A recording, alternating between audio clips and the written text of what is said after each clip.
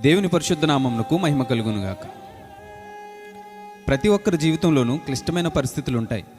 అది అనారోగ్యమైన, అప్పులైన, చేస్తున్న పనిలో నష్టమైన, కుటుంబ సమస్యలైన, మానసిక ఒత్తిడైనా, ఇలా ఏమైనా కావచ్చు. వాటిని ఒక్కో సమయంలో ఒక్కో విధంగా ప్రతి మనిషి ఎదుర్కోవాల్సిందే. ఇలాంటి పరిస్థితుల్లో ఉన్నప్పుడు చాలామంది ఒంటరితనాన్ని అనుభవిస్తారు, నిరుత్సాహపడుతూ ఉంటారు, ఎంతో బాధపడుతూ కృంగిపోతారు.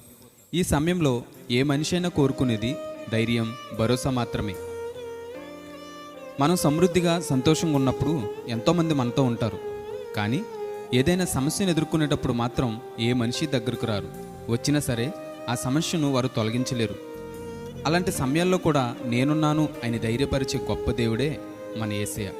అందుకేనేమో ఆయన దేవుడిగా మాత్రమే కాకుండా నేను తండ్రిగా, అన్నగా, స్నేహితునిగా, ఇలా ఈ లోకంలో ఎన్ని బంధాలు ఉన్నాయో అన్ని రకాలుగా కూడా తోడుగా ఉంటానని చెప్పాడు. కాబట్టి ప్రియ స్నేహితులారా, దేవుని మాటను బట్టి ప్రతి పరిస్థితుల్లోనూ ధైర్యంగా ఉందాం. ఎల్లప్పుడూ ఆయనను స్తుతిద్దాం. మిమ్మల్ని అనాథలుగా విడువను, మీ వద్దకు వత్తును, నిన్ను విడువను, నిన్ను ఎడబాయను, నిబ్బరము కలిగి ధైర్యంగా ఉండుము అనే వాక్యాన్ని గుర్తు చేసుకుందాం. దేవుడు మనందరికీ తోడైండునుగాక. ఆమేన్.